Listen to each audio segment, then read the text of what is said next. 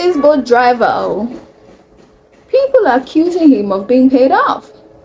Those are allegations without a basis or foundation. Okay, we have to state that. They are allegations. No one has evidence of it. From that video, we can deduce that or the following. The man has decided to move on with his life. So Nigerians, move on. There's life beyond social media, and only he knows why he decided to plead on the behalf of his abuser. As I'm saying it, I'm even confused. Anyway, let's go on. You are entitled to your opinion if you believe he was paid off. Also, it is the man's choice. So Nigerians, just cut him some slack.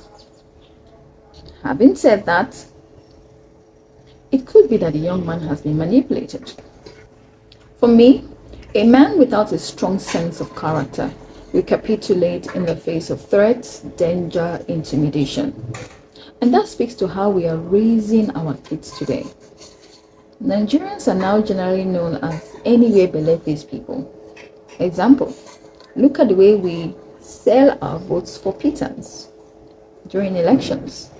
When you speak to a cross-section of Nigerians, you get the sense that a good number of them are just waiting for their own chance.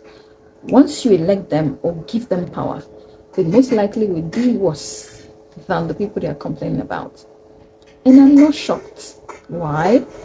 I am of the opinion that we have bred a generation of very corrupt people. Nigerians, a good percentage of Nigerians are very corrupt. Does that mean that every Nigerian is corrupt? No. Nigerians, some Nigerians are very corrupt. I'm still undecided whether it forms the larger majority of the average Nigerian or a substantial chunk of the minority. We tend to flip-flop a lot. The political class know this and have weaponized it. All you need to do is slant towards religion or ethnicity. Okay, and boom, the average Nigerian will be in your pocket. We are no longer raising men and women with sound principles and a strong sense of character. That is why a lot of people will tell you that Nigeria is not a country that anybody should think of dying for. Because what the heck is going on here? How can this boat driver just do an about face and come to apologize to someone who treated him like trash? Someone who insulted him, abused him, physically assaulted him, and reduced him mentally to nothing.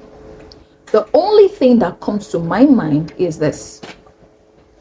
Nigerians, especially this generation of Nigerians, do not know what it means to be free, what it means to be mentally liberated, what it means to be treated like human beings rather than as subjects of the political elites, who unfortunately want to keep them subdued, subservient, downcast, dejected, despondent, dispirited, not knowing their left from their right, having no sense of self, stripped of all dignity and self-respect.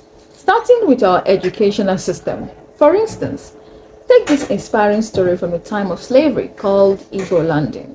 In 1803, a group of enslaved Africans from present-day Nigeria, drowned themselves in a place called Dumba Creek, off the coast of Georgia, to escape a life of slavery.